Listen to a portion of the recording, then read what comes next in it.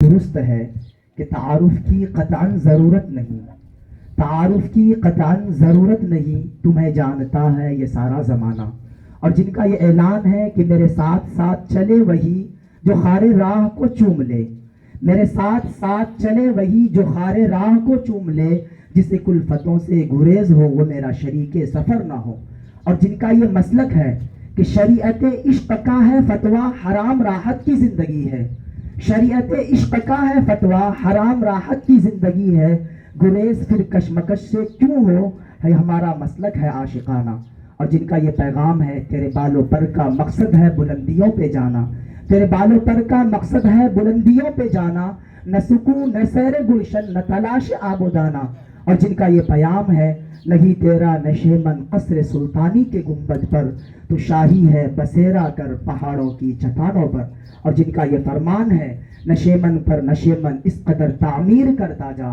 نشیمن پر نشیمن اس قدر تعمیر کرتا جا کہ بجلی گرتے گرتے آپ ہی بیزار ہو جائے، اور جن سے التماس ہے کہ آپ بزم کی رونق کو بڑھانے کے لیے آپ بزم کی رونق کو بڑھانے کے لیے ہم تشنہ لب کو جام پلانے کے لیے اور طوفان حوادث نے بھلا دی میری منزل، اور طوفان حوادث نے بھلا دی میری منزل، گم گشتے راہ کو راہ دکھانے کے لیے میں بہت ہی ادب و احترام کے ساتھ جامع المعقولات والمنقولات انگلش اور عربی زبان کے ماہر حضرت مولانا مفتی محمد توفیق پاشا صاحب دامت برکاتہم العالیہ نائب محتمم مدرسہ دارالعلوم صدیقیہ میسور سے التماس کروں گا کہ حضرت والا اپنی قیمتی نصیحتوں اور مفید مشوروں سے ہم سامعین کو نوازیں۔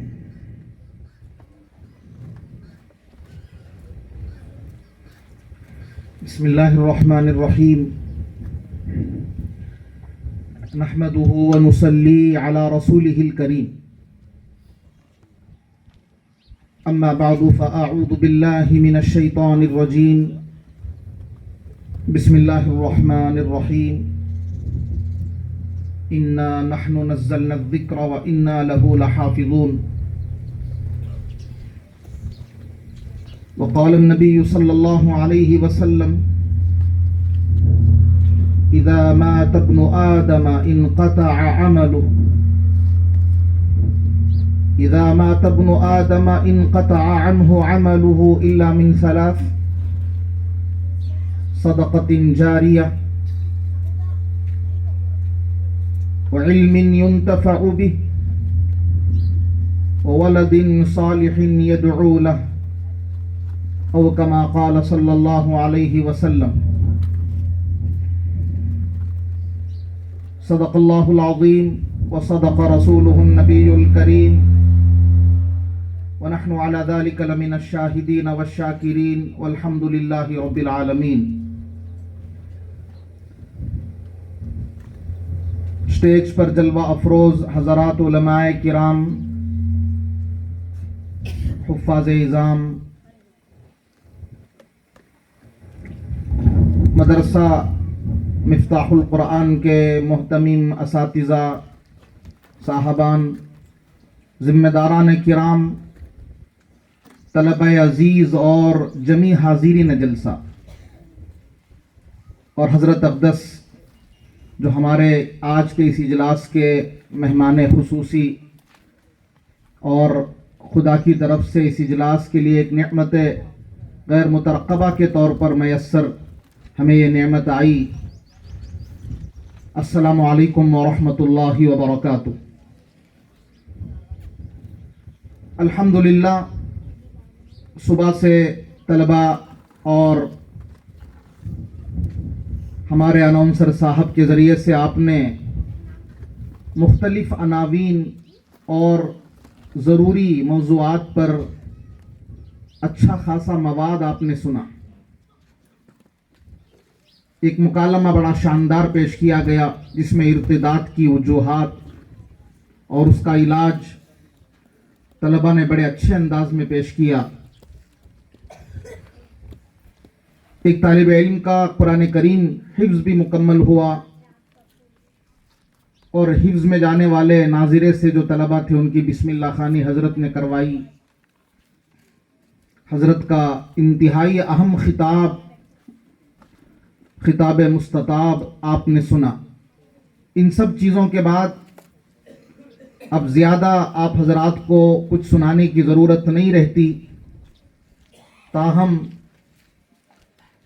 ایک اختتامی خطاب کے طور پر چند ضروری باتیں آپ حضرات و خواتین کی خدمت میں پیش کرنا چاہوں گا۔ ہم سب جانتے ہیں کہ یہ مدارس اسلامیہ عربیہ جہاں قرآن اور حدیث کی تعلیم دی جاتی ہے، جن میں بہت سارے مدارس تو قرآن کی تعلیم کے لیے خاص ہیں، قرآن دیکھ کر پڑھنا سکھایا جاتا ہے، پھر سینوں میں اسے بائی ہارٹ کرنا، زبانی یاد کرنا، محفوظ کرنا، اس کی تعلیم ہوتی ہے، اور ساتھ میں بیسک ماڈرن ایجوکیشن، عصری علوم، علاقائی زبان، جنرل نالج، انگریزی بیسک درجے کی، ان چیزوں کا بھی اکثر مدارس میں اہتمام ہوتا ہے، تاکہ مدارس میں پڑھنے والے، حفظ کرنے والے، ناظرہ پڑھنے والے طلباء علوم عصریہ کی بنیادی باتوں سے بھی مناسبت پیدا کر لیں، ان کے اندر اس کی بھی کچھ جو ہے شدھ بت پیدا ہو جائے، اور وہ بالکل اس بارے میں کورے نہ رہیں۔ اور بہت سے بڑے مدارس وہ ہیں جہاں بچوں کو عالم اور دور حدیث کی تعلیم سے سرفراز کیا جاتا ہے۔ یہ ادارے آپ یقین مانیں، یہ ہماری بہت بڑی شان ہے، مسلمانوں کی آن اور بان ہیں، یہ ہمارے لیے باعث افتخار ہیں۔ ان اداروں سے وہ چیز وابستہ ہے، ان اداروں سے وہ چیز جڑی ہوئی ہے جس پر مسلمانوں کو ہمیشہ سے گرو اور ایک فخر رہا ہے اور ہمیشہ رہے گا کہ ان اداروں کا تعلق اللہ تعالیٰ کی دو قسم کی وحیوں سے ہے۔ ایک وحی جو قرآن کی شکل میں ہے، جو وحی متلو ہے، جسے حضرت نے بہت سارے قصے ترغیبی سنائے 40 پاروں کی تلاوت کرنے والوں کے، اور اب ان دنوں میں ایک قرآن روزانہ مکمل کرنے والے نوجوانوں کے قصے حضرت نے سنائے۔ میرے ایک دوست ہیں، وہ کنسٹرکٹر ہیں، بلڈنگز بناتے ہیں، سول انجینئر ہیں۔ انہوں نے جب میں اننت پور آ رہا تھا تو اسٹیشن تک انہوں نے مجھے ریلوے اسٹیشن تک ڈراپ دیا تھا۔ ان کا عجیب حال ہے، بڑے بیزی آدمی ہیں، کئی بلڈنگوں کا کام کراتے رہتے ہیں۔ انہوں نے کہا کہ حضرت جب سے حساب کر کے قرآن پڑھنا شروع کیا، آج 100 قرآن کریم مکمل ہوئے۔ یہ میں ابھی یہاں سے جب میں یہاں آ رہا تھا تو وہاں کا یہ واقعہ ہے، وہ مجھے ڈراپ دیتے ہوئے سنا رہے تھے۔ اور انہوں نے کہا کہ پچھلے 6 سال میں کووڈ کے بعد سے صلاۃ التسبیح جو میں نے شروع کی، روزانہ صلاۃ التسبیح پڑھ رہا ہوں، روزانہ 6 سال سے روزانہ پڑھ رہے ہیں۔ میں نے پوچھا کتنے منٹ لگتے ہیں، تو بتائے کہ شروع میں 28 منٹ لگتے تھے، اب 22 منٹ لگتے ہیں۔ انجینئر ہیں، کوئی عالم نہیں، حافظ نہیں، اور باقاعدہ کئی کام ان کے چلتے رہتے ہیں۔ خود اپنے والدین کے ایصال ثواب کے لیے مسجد بنوا رہے ہیں اپنی ذاتی زمین پر، الحمدللہ کسی سے چندہ نہیں لے رہے، زمین اپنی، اور بالکل پرائم لوکیشن میں، بہت ہی زیادہ قیمتی زمین، حالانکہ مختصر ہے لیکن وہ اچھی خاصی مضبوط مسجد بنانے کا ان کا ارادہ تھا۔ مشورہ کیا انہوں نے مجھ سے اور آگے بڑھ گئے۔ اب تقریباً قریب آپ یوں سمجھیں 1/3 اور آدھا کام اس کا ہو گیا، اور بتا رہے تھے افسوس سے حضرت ان 6 سالوں میں 7 نمازیں قضا ہو گئیں۔ بڑے دکھ سے بتا رہے تھے ان 6 سالوں میں 7 نمازیں قضا ہوئی ہیں، ایک عشاء کی اور 6 فجر کی، وہ بھی ان کو یاد ہے۔ میں نے قضا تو کر لی لیکن بہت مجھے افسوس ہے ان 6 نمازوں کا، ان 7 نمازوں کا جو مجھ سے قضا ہو گیا، اس پر مجھے بہت افسوس ہے۔ اور قرآن کی تلاوت کا معمول ہے. وہ کہہ رہے ہیں حضرت اب مجھے زبان پر چڑھ گیا ہے قرآن, پڑھتے پڑھتے اب اتنی مجھے فلوئنسی آ گئی ہے, سلاست آ گئی ہے. آپ سے گزارش ہے آپ مجھے ذرا معنی بھی سکھا دیں تاکہ میں پڑھتے پڑھتے معنوں پر بھی غور کروں. یہی درخواست کرنے کے لیے آپ کو ڈراپ دے رہا ہوں. آج کرنا چاہے جیسے حضرت نے بتایا کہ آج کے زمانے میں بھی کیا جا سکتا ہے, اور آپ تجارت کے ساتھ کر سکتے ہیں, اپنی نوکری کے ساتھ کر سکتے ہیں, اپنے بیپار کے ساتھ کر سکتے ہیں, اپنے بزنس کے ساتھ کر سکتے ہیں. کرنے والوں کے لیے تو رستے ہزار ہیں, نہیں کرنے والوں کے لیے بہانے ہزار ہیں. حضرت نے جیسے ارادے کروائے اور آپ سے وعدے لیے اسے بھولنا نہیں. وہ ارادے یہاں سے مدرسے سے جاتے ہوئے آپ یاد رکھ کے جائیں. یہ مفتاح القرآن کا یہ جلسہ آپ کے لیے مفتاح العمل بن جائے, عمل کی چابی, عمل کی پریکٹس کے اعتبار سے آپ کے لیے یہ جلسہ ایک ذریعہ بن جائے. حضرت نے 1000 درود کا آپ سے ارادہ کروایا, اور جو قرآن نازرہ پڑھنا نہیں جانتے سبھی پڑھیں, یا کم سے کم جو قرآن نازرہ پڑھنا نہیں جانتے, جو جانتے ہیں وہ قرآن ختم کریں گے. جو قرآن نازرہ پڑھنا نہیں جانتے سورہ اخلاص تو آتا ہی ہے سب کو, وہ 1000 بار سورہ اخلاص پڑھیں. یہ جتنے ارادے حضرت نے کروائے موبائل کے گناہوں سے بچنے کے تعلق سے, بد نظری سے بچنے کے تعلق سے, ان سب سے بچیں. انشاءاللہ ابھی سے کریں گے تو رمضان کے لیے ایک طرح سے آپ تیار ہو جائیں گے. ماؤں بہنوں سے بھی گزارش ہے کہ وہ بھی موبائل کا استعمال کم کریں اور بچوں کو بھی موبائل کم دیں. بچے ستاتے ہیں, پریشان کرتے ہیں, تو مائیں کیا کرتی ہیں, ان کو سمجھانے کے لیے یا ان کو خاموش کرانے کے لیے موبائل تھما دیتی ہیں. اب موبائل عجیب ہے, اس کا الگوریدم عجیب ہے. اب بڑے جو دیکھتے ہیں نا ان کی پسند کے اعتبار سے وہ ایڈز دکھاتا ہے, اور آپ اچھی چیزیں دیکھتے رہتے ہیں, درمیان میں ایسی گندی چیزیں آتی ہیں خدا کی پناہ. اب وہ آپ کے الگوریدم کے اعتبار سے گوگل جو ہے وہ ایڈز دکھاتا رہتا ہے. اس کا ایک الگوریدم ہے, آدمی کی نفسیات, اس کی پسند کو وہ جان لیتا ہے. آپ نے کوئی چیز تلاش کی, وہ معلوم کر لیتا ہے آپ کو یہ چیز پسند ہے, اس کے ایڈورٹائز دیتا رہتا ہے. اب آپ کا بچہ, وہ آپ کے بچے کا تو موبائل نہیں ہے, آپ کا ہے. گوگل سمجھتا ہے کہ یہ آپ استعمال کر رہے ہیں. اب وہ بچہ جب وہ شارٹس دیکھ رہا ہے, اسکرول اپ کر رہا ہے, تو ایسی گندی چیزیں بھی اس میں آ جاتی ہیں. بچی دیکھ رہی ہے, اللہ کی پناہ. آپ سوچیں ایسی چیزیں ان بچوں کے ذہنوں پر کیا اثر کرتی ہوں گی, اور کتنا ان کے خیال کو خراب کرتی ہوں گی, کیسے ان کی حیا کو داغدار کرتی ہوں گی, کیسے ان کے اندر شرم کو ختم کرتی ہوں گی.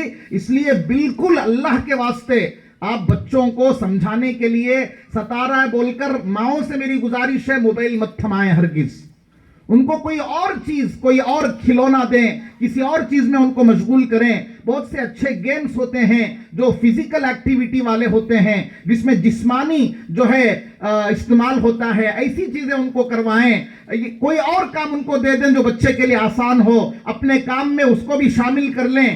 اس طرح کچھ ان کو جو ہے پریشان کرنے سے روکنے کی ترکیب سوچیں. یہ موبائل کا عادی بنانا, موبائل ان کے ہاتھ میں تھما دینا, یہ کسی بھی اعتبار سے بچے کے مستقبل کے لیے, اس کے کریئر کے لیے, یا اس کے ایجوکیشن کے لیے, صحت کے لیے بہت نقصان کی چیز, بہت زیادہ نقصان.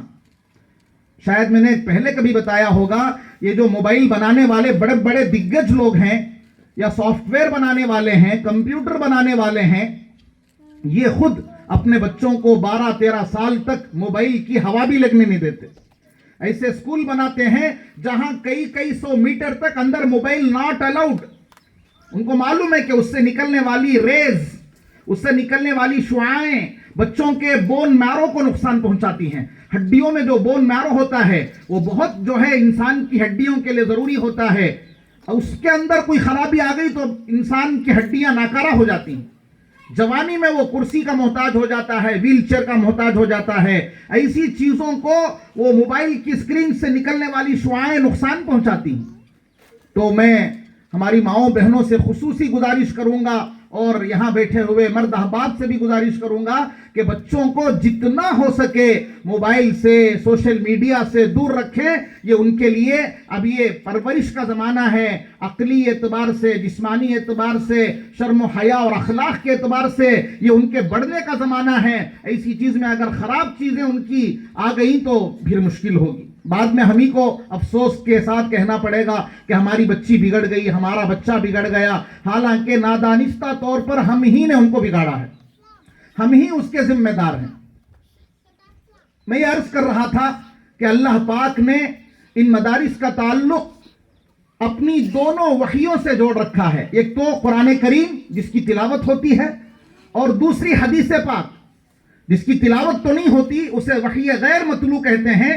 یہ بھی میں نے کہا کہ بڑے اداروں میں اس کو پڑھایا جاتا ہے، اس کے مسائل پڑھائے جاتے ہیں، ابواب پڑھائے جاتے ہیں. تو ان دونوں وحیوں کا تعلق ان مدارس سے ہے. اب جس مدرسے میں ہم بیٹھے ہیں اس کا تعلق قرآن کریم کی تعلیم سے ہے، جو کہ نبی پاک صلی اللہ علیہ وسلم کے دنیا میں آنے کا اولین مقصد ہے. جن 4 مقاصد پر سورہ بقرہ کی آیت کریمہ روشنی ڈالتی ہے، ربنا وبعث فیہم رسولا منہم یتلو علیہم آیاتی. سب سے پہلا مقصد آپ علیہ السلام کی بعثت کا اس آیت میں بیان کیا گیا کہ جو آپ کے ایسے رسول کو اے اللہ آخری امت میں آپ مبعوث کیجئے جو بندوں کو آپ کی آیتیں پڑھ کر سناتے ہیں، قرآن کی تلاوت یتلو. تو یہ سب سے اعلیٰ درجے کا جو ہے یہ ہمارے مدارس کا کام ہے، جو قرآن سکھاتے ہیں، قرآن کے معنی سکھاتے ہیں اور حدیث سکھاتے ہیں، حدیث کے مطالب جو ہے پڑھاتے ہیں. میں نے جو آیت کریمہ پڑھی تھی سورہ حجر کی، اس میں اللہ رب العزت والجلال نے قرآن کریم کی حفاظت کا ذمہ لیا. ارشاد فرمایا اِنَّا نَحْنُ نَزَّلْنَا الذِّكْرَ، کہ ہم ہی نے بے شک قرآن کو نازل کیا ہے، وَإِنَّا لَهُ لَحَافِظُونَ، ہم ہی اس کی حفاظت کے ذمہ دار ہیں. علماء بتاتے ہیں کہ قرآن کی حفاظت تو اللہ کر رہے ہیں، قرآن کی حفاظت کی ذمہ داری اللہ نے لی ہے.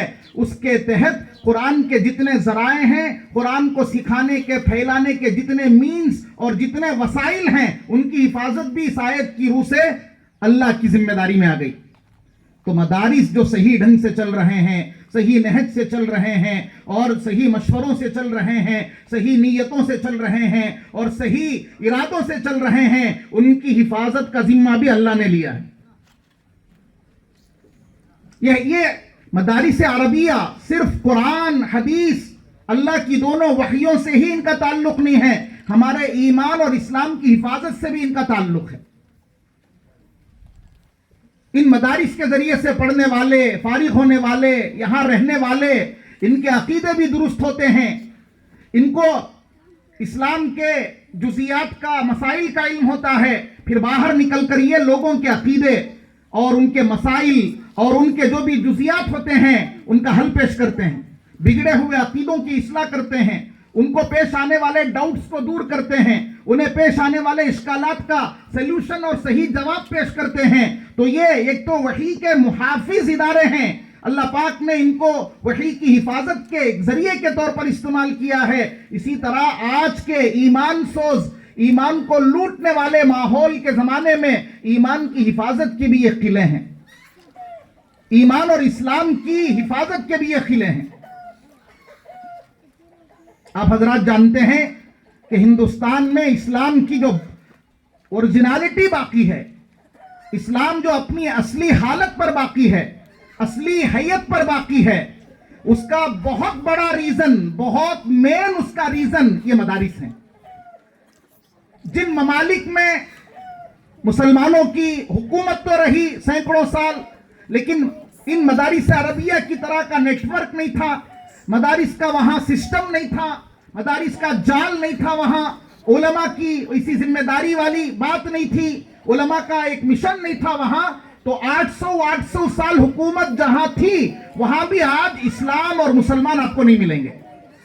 جیسے اسپین کا علاقہ ہے جسے اردو زبان میں اندلس کہا جاتا ہے، بڑی بڑی جامعہ مسجدیں جہاں بڑے بڑے ادارے ہوا کرتے تھے، جامعات ہوا کرتے تھے، آج لوگ شو پہن کر اس کے اندر جاتے ہیں، میوزیم کے طور پر ان کو دیکھتے ہیں. جامعہ قرطبہ ایک زمانے میں اسلام کا ایک بڑا عجیب جو ہے وہ نمائندہ ہوا کرتا تھا، وہ جامعہ یونیورسٹی کی طرح تھا، آج وہ میوزیم بنا ہوا ہے، ہر قسم کے لوگ اپنے جوتوں کے ساتھ اندر جاتے ہیں، دیکھتے ہیں، غرناطہ، یہ سارے کھنڈرات بنے ہوئے ہیں۔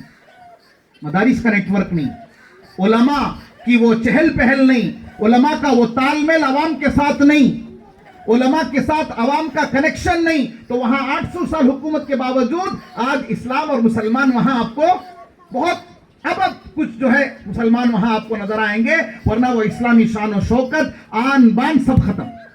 ہندوستان میں باطل کے لاکھ برا چاہنے کے باوجود، دشمنان اسلام کے لاکھ کوششوں کی، ان کی لاکھ کوششوں کے باوجود اسلام الحمدللہ یہاں چلو مانا کہ جیسے ہونا تھا ویسا تو نہیں، لیکن کسی حد تک یہاں اپنی اصل شکل میں باقی ہے۔ پرسنٹیج کے اعتبار سے بہت محنت کرنی ہے ابھی، لیکن پھر بھی مایوسی نہیں ہے، ایک امید ہے، ایک جو ہے ایک ہوپ ہے کہ الحمدللہ ہندوستان میں اسلام اپنی اوریجنل شکل میں موجود ہے۔ اس کا ایک بہت بڑا ریزن یہ مدارس ہیں۔ تو ان مدارس سے ہماری وابستگی، ان مدارس سے ہمارا تعلق، تعاون کے اعتبار سے، صحیح مشوروں کے اعتبار سے، دعاؤں کے اعتبار سے، ہمت افزائی کے اعتبار سے، ان کو سراہنے کے اعتبار سے، ان کا ہاتھ تھامنے کے اعتبار سے یہ بہت ضروری ہے۔ آپ کا یہ تعاون ایمان کو بچانے والے اور اللہ کی وحی اور نبی پاک صلی اللہ علیہ وسلم کی احادیث کو لوگوں میں پہنچانے والے اداروں کا تعاون ہوگا۔ اس سے آپ کا بھی ایمان محفوظ رہے گا، آپ کی ان خدمات کے وسیلے میں آنے والی آپ کی جو نسلیں ہیں، آپ کی جو اولادیں ہیں، ان کا بھی ایمان اللہ بچا کے رکھیں گے۔ تو حاضرین گرامی، ان مدارس کو ان کی سادگی کی وجہ سے معمولی نہ سمجھیں، ان کی سمپلیسٹی کی وجہ سے ان کو یوں نہ سمجھیں کہ یہ سب آرڈینری ہیں، یہ بہت سپیشل ہیں۔ خدا تعالیٰ کی قدرت ہے کہ اللہ نے اہم چیزوں کو سادہ بنا دیا ہے، انتہائی ضروری چیزوں کو اللہ نے سادہ بنا دیا ہے۔ پانی بہت اہم ہے، اللہ نے سادہ بنا دیا۔ آکسیجن بہت اہم ہے، اللہ نے سادہ بنا دیا۔ یہ مدارس بڑے اہم ہیں، ایمان کی حفاظت، عقیدوں کی اصلاح اور لوگوں میں قرآن و حدیث کی تعلیم کے حوالے سے اور اللہ تعالیٰ کے قانون کو بچانے اور اسے اس کی اوریجنل شکل میں مینج کرنے کے حوالے سے یہ بہت اہم ہے۔ اللہ نے ان کو بھی سادہ بنایا ہے، سادگی میں یہ رہتے ہیں۔ تو ان کی سادگی سے آپ ان کو معمولی مت سمجھیں، ان کا ہر حتی المقدور، ہر ممکن، ہر پاسبل شکل میں ان کا تعاون کریں، مال کے ذریعے سے تعاون کریں، دعاؤں کے ذریعے سے تعاون کریں، نیک خواہشات کے ذریعے سے تعاون کریں۔ جو بھی تقاضے آپ کے سامنے آئیں، آپ سے جو بن پڑے کرنے سے گریز نہ کریں، پیچھے نہ ہٹیں، اپنے آپ کو خوش قسمت سمجھیں کہ اللہ نے آپ کو موقع دیا کہ جس ادارے میں قرآن کی تعلیم ہو رہی ہے، جو ادارے فیوچر کے اعتبار سے ایمان کے محافظ ہیں، اسلام کے محافظ ہیں، ان میں آپ کی محنت کا کچھ پیسہ لگ رہا ہے، یہ آپ کے لیے سعادت مندی کی بات ہے۔ ورنہ اللہ کی قدرت تو بے نیاز ہے، تو نہیں اور صحیح اور نہیں اور صحیح کا قصہ ہے۔ ہم نہیں تیار ہوں گے، اللہ کسی اور کو تیار کر دیں گے، کیونکہ اللہ نے تو حفاظت کا ذمہ لے لیا ہے نا۔ میں نے بتایا شروع میں، قرآن کی حفاظت کا ذمہ لیا ہے تو اس میں قرآن کے جو ذریعے ہیں، قرآن کے جو وسائل ہیں، ان کی حفاظت بھی آ جاتی ہے۔ مدارس کی حفاظت بھی بقول علماء و مفسرین داخل ہے۔ تو اللہ کو تو یہ مدارس باقی رکھنے ہیں، چلانے ہیں، ان کی حفاظت کرنی ہے۔ سوال میرے اور آپ کا ہے کہ میں اور آپ اس حفاظت کے سلسلے میں ہم کیسے جڑ سکیں، ہم کیا، ہمارا رول اس میں کیا ہوگا، ہمارا حصہ، ہمارا شیئر اس میں کتنا ہوگا، یہ ہم سے اور آپ سے سوال ہوگا۔ ورنہ اللہ تو اس کو، ان مدارس کو، اس سلسلے کو اللہ چلائیں گے، قیامت تک چلائیں گے انشاءاللہ۔ بارش برس رہی ہے، اس میں اللہ کی رحمت کی بارش میں ہم اپنے آپ کو کتنا بھگوئیں گے، اللہ کی رحمتیں برس رہی ہیں، اپنے خالی دامنوں میں ہم کتنی اللہ کی رحمتوں کو بھر لیں گے، یہ ہم پر ڈیپینڈ کرتا ہے، یہ ہم پر جو ہے موقوف۔ گلف کنٹریز، UAE، یونائٹڈ عرب ایمریٹس وغیرہ میں لوگ چاہتے ہیں کہ ان کا پیسہ اسلام کے اداروں میں لگے، مساجد میں لگے اور قرآن کی تعلیم گاہوں میں لگے، لیکن ان کے چاہنے کے باوجود وہ نہیں لگا سکتے۔ دینا چاہ رہے ہیں لیکن نہیں دے سکتے کیونکہ وہاں ایک ڈپارٹمنٹ ہے اوقاف کا. وہ اوقاف کا ڈپارٹمنٹ سارا بجٹ پاس کرتا ہے, وہ ساری چیزیں چلاتا ہے. لوگ خواہش کر کے بھی وہاں نہیں دے پاتے. ان میں سے جس کو توفیق ہوتی ہے وہ باہر دوسرے علاقوں میں بھیج کر لگا لیتے ہیں. وہ وہاں بیٹھ کر کما لے رہے ہیں, ہم یہاں گھر والے رہ کر کیوں محروم ہوں؟ اللہ نے ہمیں ایسے موقع دیے مسجدوں کی شکل میں, اداروں کی شکل میں, مدارس کی شکل میں, مکاتب کی شکل میں, دینی تقاضوں کی شکل میں, کہ ہم اپنی محنت کا کمایا ہوا کچھ پرسنٹیج اس پر بھی لگا دیں تو دنیا تو انشاءاللہ گزرے گی, دنیا کی زندگی تو گزرے گی, اور آن دی وے ہم بہت ساری نیکیاں بھی کما لیں گے. وہ حق تو یہ تھا کہ ہم پہنچ کر دیتے. بہت سے ماشاءاللہ خوش نصیب اور دین کے قدردان ایسے بھی ہیں جو اداروں میں پہنچ کر اپنا تعاون پیش کرتے ہیں, ایسے لوگ بھی ہیں. اب خصوصاً جو لوگ خود نہیں آتے ان کے پاس یہ علماء پہنچتے ہیں. یہ علماء پہنچتے ہیں تو ان کو قدر کی نگاہوں سے دیکھیں. آپ یہ سمجھیں کہ انہوں نے ہمارا کام آسان کر دیا. مجھے جانا تھا یہ خود آ گئے. انہوں نے میرا کام آسان کر دیا.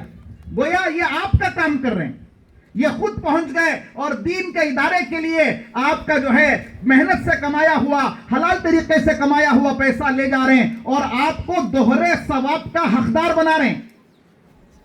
آپ یہ ذہن میں اچھی طرح بٹھا لیں کہ مدارس میں اپنا پیسہ لگانا, مدارس کو چندہ دینا, مدارس کو زکوٰۃ دینا دوہرا ثواب جو ہے وہ دلاتی.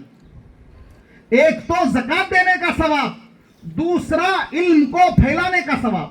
اشاعت علم کو پھیلانا, علم کو بڑھانا. ایک تو مستحق تک آپ نے زکوٰۃ پہنچائی, غریب مستحق بچے بھی پڑھتے ہیں مدرسے میں, ان کی تملیغ کرائی جاتی ہے, اس کا طریقہ اپنایا جاتا ہے. پھر وہ زکوٰۃ کی مدرسے کے ضروریات میں لگائی جاتی ہے. مستحق تک آپ نے زکوٰۃ دی, اس کا ایک ثواب. باقی اس کے ذریعے سے علم کی اشاعت ہو رہی ہے, علم کی ترویج ہو رہی ہے, علم کی پبلکسٹی ہو رہی ہے, اس کا ایک دوسرا ثواب.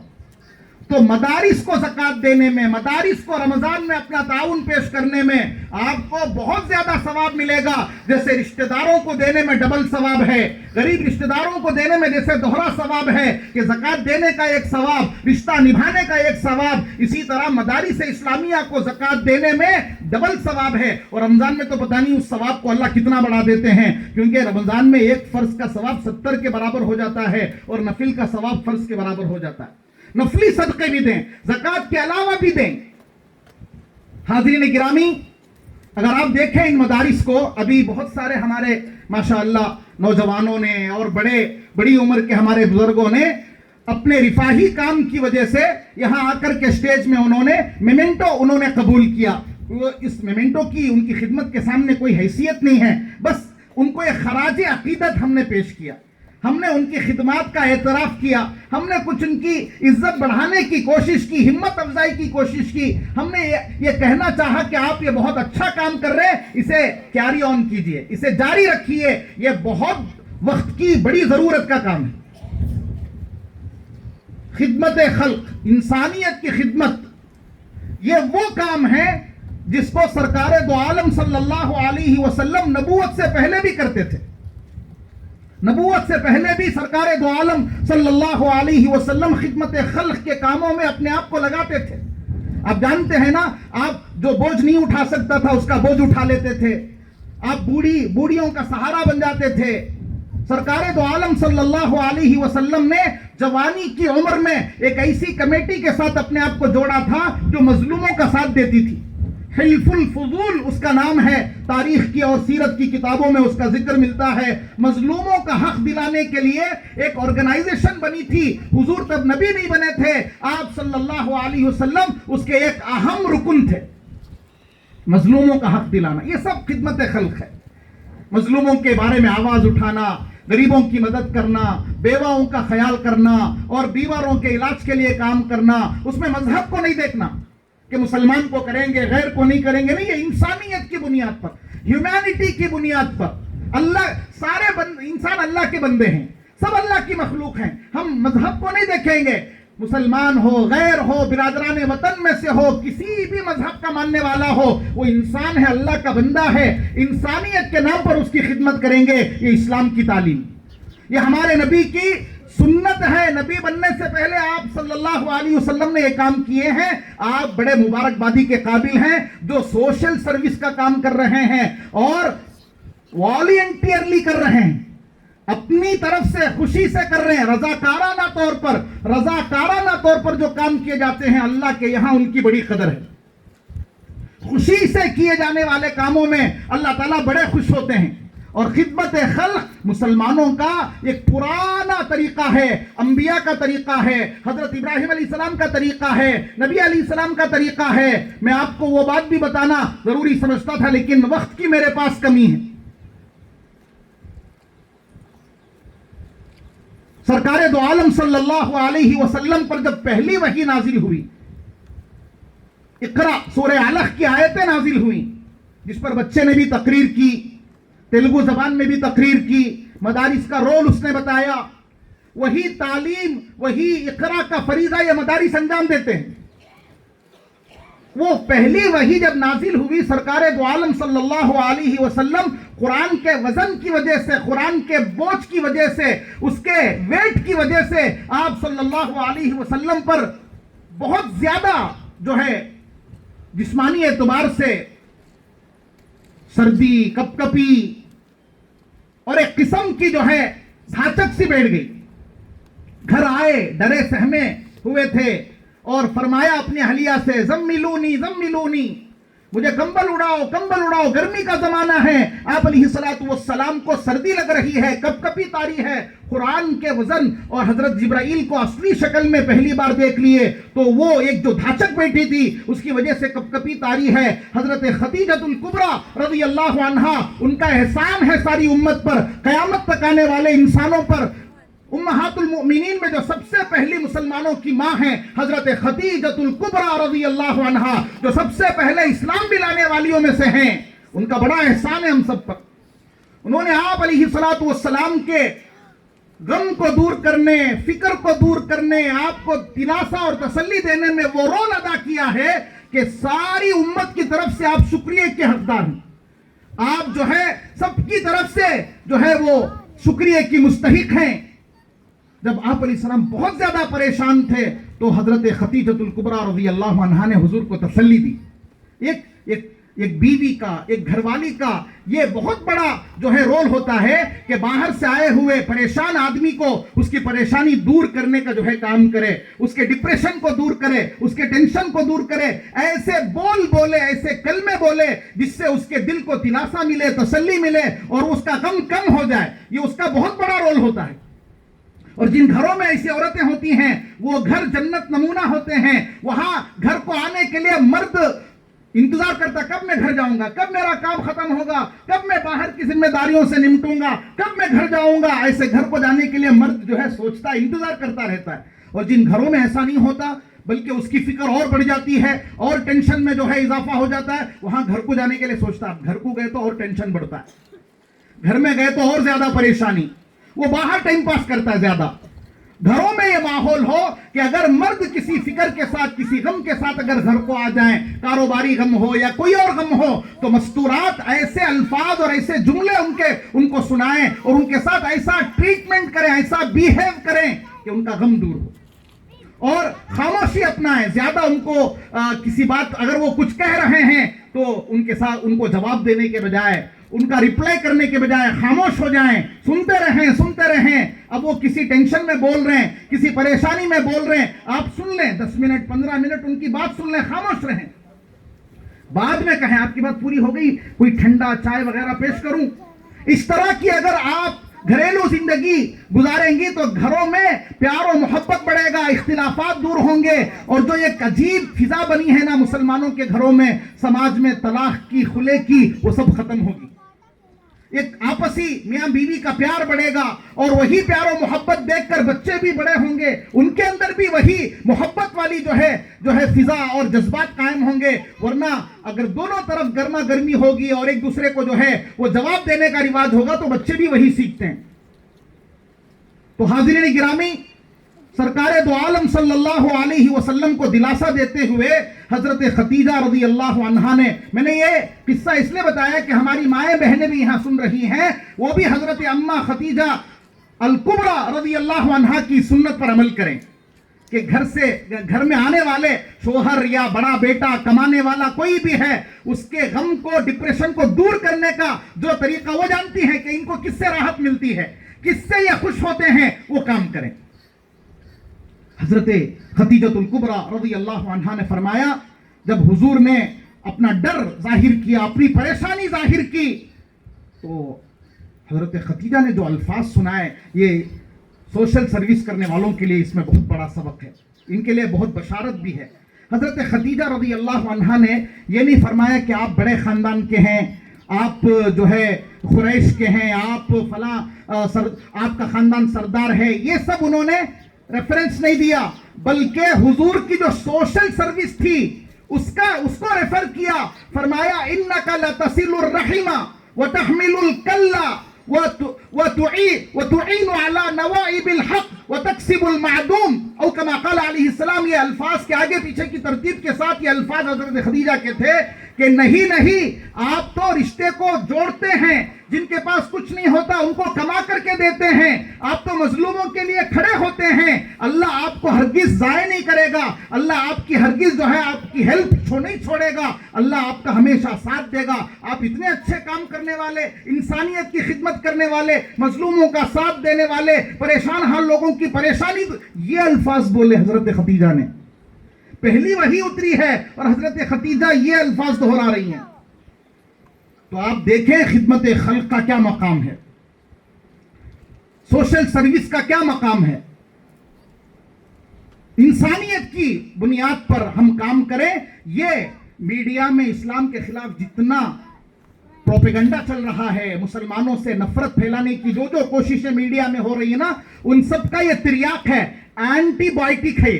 आप सोशल सर्विस करेंगे, देखेंगे लोग प्रैक्टिकली, अरे ये मीडिया वाले खामखा मुसलमानों के बारे में अनाप शनाप बकते हैं, ये मुसलमान तो बहुत अच्छे हैं, ये तो मजहब नहीं देखते, ये तो धर्म नहीं देखते, रिलीजन नहीं देखते, कास्ट कम्युनिटी नहीं देखते, ये तो मजलूम की, मोहताज की, जरूरतमंद की मदद करते हैं। ये मीडिया वाले अपना टीआरपी बढ़ाने के लिए, व्यूअर्स बढ़ाने के लिए, अपना चैनल ग्रो करने के लिए बकते रहते हैं। तो गोदी मीडिया है, ये तो बिका हुआ मीडिया है, समझ जाते हैं वो।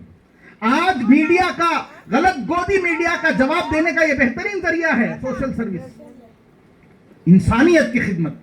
और मैं बताऊं, ये मदारिस भी बहुत बड़े सोशल सर्विस के अड्डे हैं, बल्कि हेडक्वार्टर्स हैं, ये एनजीओस हैं। ये मदरसा भी एक एनजीओ है बुजुर्गान मोहतरम, नॉन गवर्नमेंट ऑर्गेनाइजेशन, एनजीओ है ये।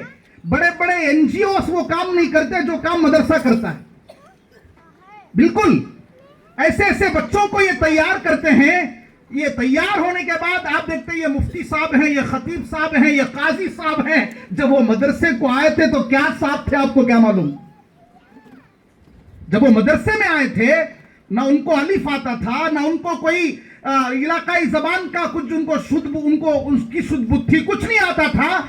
ये मदरसे ऐसे मुस्तहिक बच्चों को, मेजॉरिटी मुस्तहिक बच्चों की होती है। बड़े बड़े मालदार तो बड़े बड़े कॉन्वेंटों का रुख करते हैं, बड़े बड़े जो है हॉस्टलों का रुख करते हैं।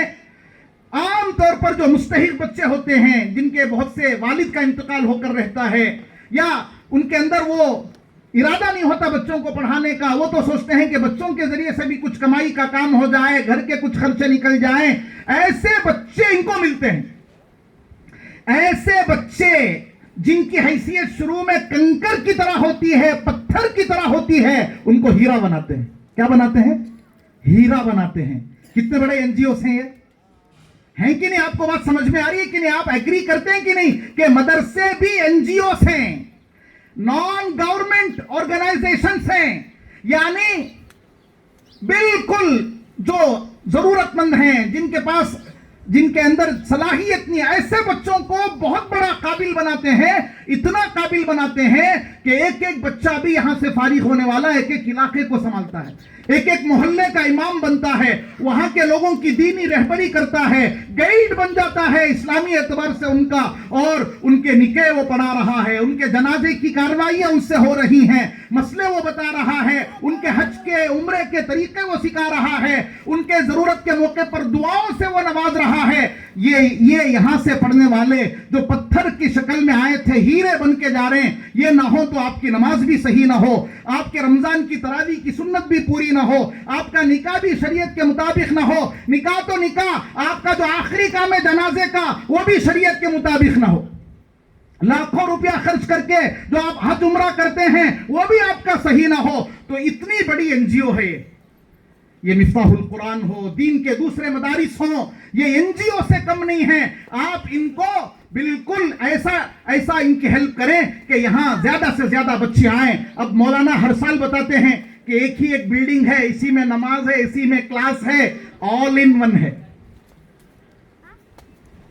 آل انڈر ون روف. آپ سنے ہوں گے نا, آل انڈر ون روف, ایسا ہے یہ. ایک چھت کے نیچے پورے کام ہو رہے ہیں.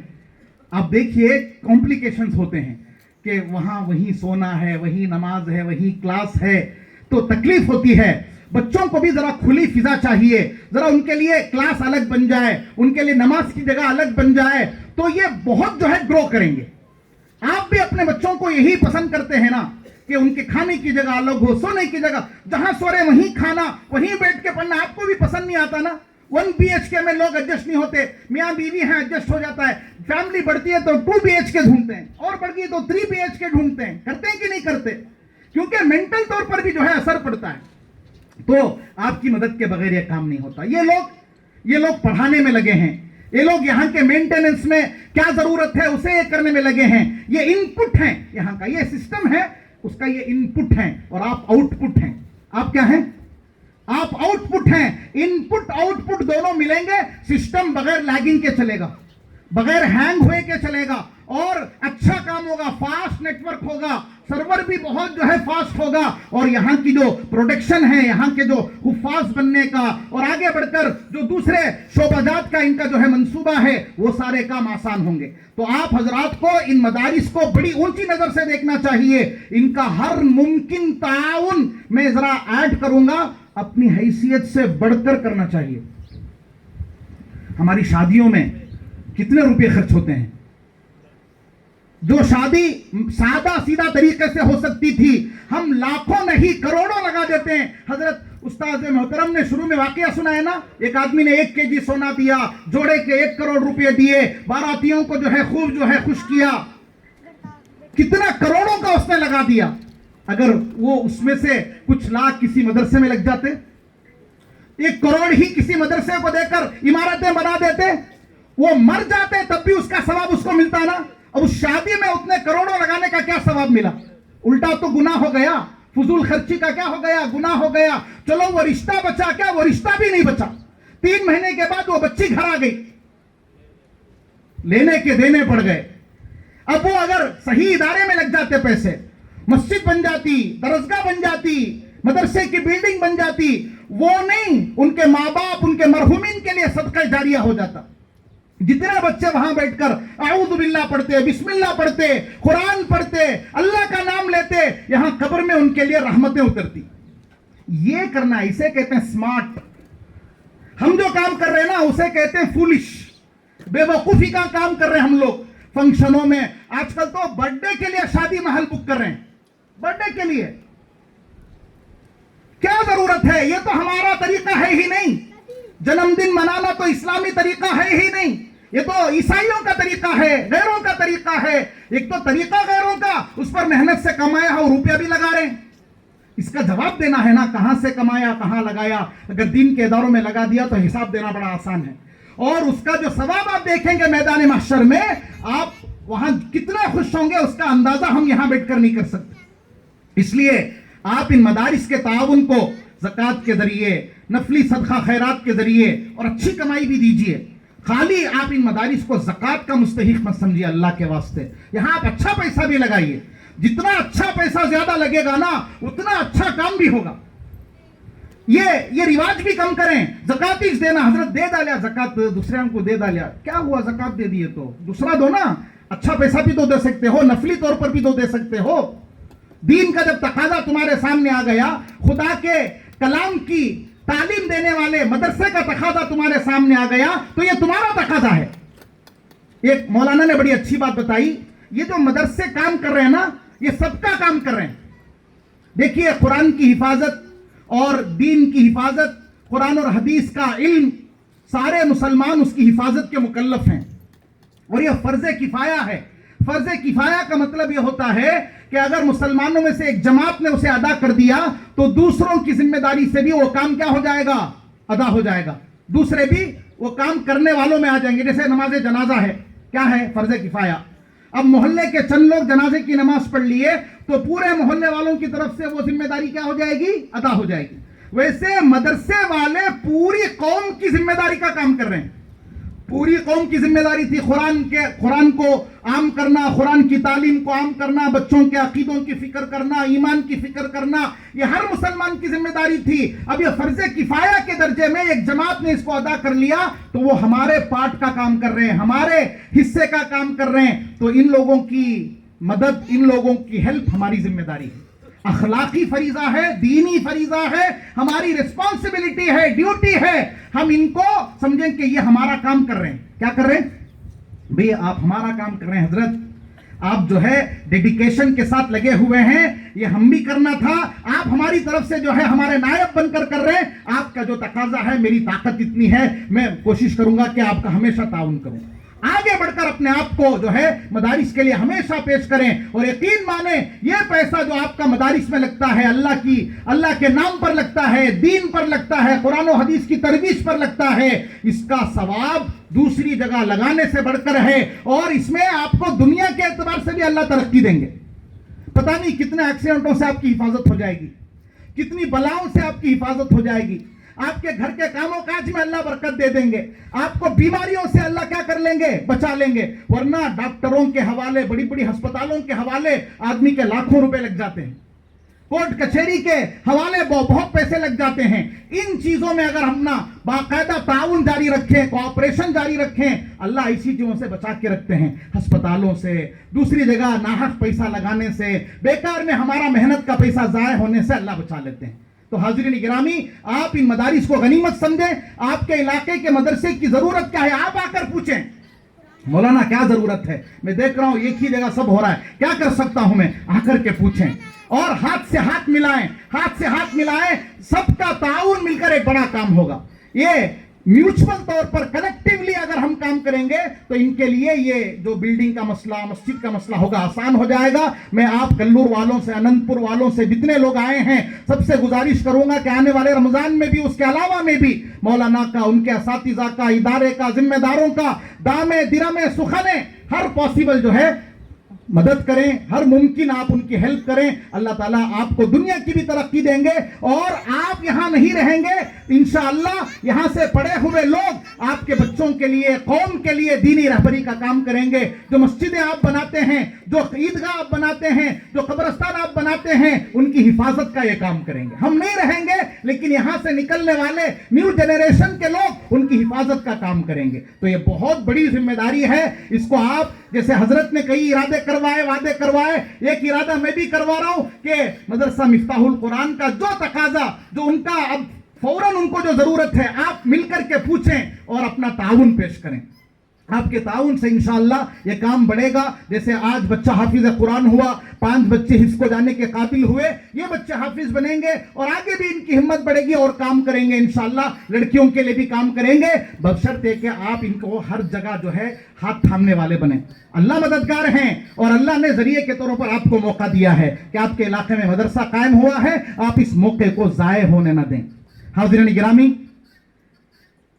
میں اپنے آپ کو یہاں آپ حضرات کے درمیان اور علماء کے درمیان موجود پا کر, اور حضرت والا کی بھی جو ہے ملاقات کا شرف مل گیا, بڑی مجھے مسرت ہو رہی ہے, خوشی ہو رہی ہے کہ الحمدللہ مفتاح القرآن کا جو سالانہ انعامی جلسہ ہے اور اختتامی جلسہ ہے, وہاں آپ آئے ہیں, اپنی مصروفیات کو آگے پیچھے کر کے بیٹھے ہوئے ہیں, اور بچوں کا پروگرام آپ نے دیکھا, مدرسے کے تقاضے آپ کے سامنے آئے, رمضان کے تعلق سے ضروری باتیں آپ کے سامنے آئیں. ان تمام باتوں کو آپ دل و دماغ میں بٹھا کر یہاں سے جائیں, اور جو جو تقاضے ہیں مدرسے کے اسے پورے کریں. اور رمضان کے اعتبار سے جو حضرت نے جو ہدایات دی ہیں, جو نصیحتیں فرمائی ہیں عورتوں کو, مردوں کو, اس کا بھی آپ خیال رکھیں. میں امید کرتا ہوں کہ آپ حضرات جو یہ مدارس قرآن کی حفاظت کے، ایمان کی حفاظت کے، دین کی حفاظت کے قلعے ہیں۔ بچوں نے جو مکالمہ پیش کیا کہ آج ارتداد پھیل رہا ہے، ذہنی طور پر لوگ ایمان سے نکل رہے ہیں، اس میں مخلوط تعلیم کا بھی دخل ہے،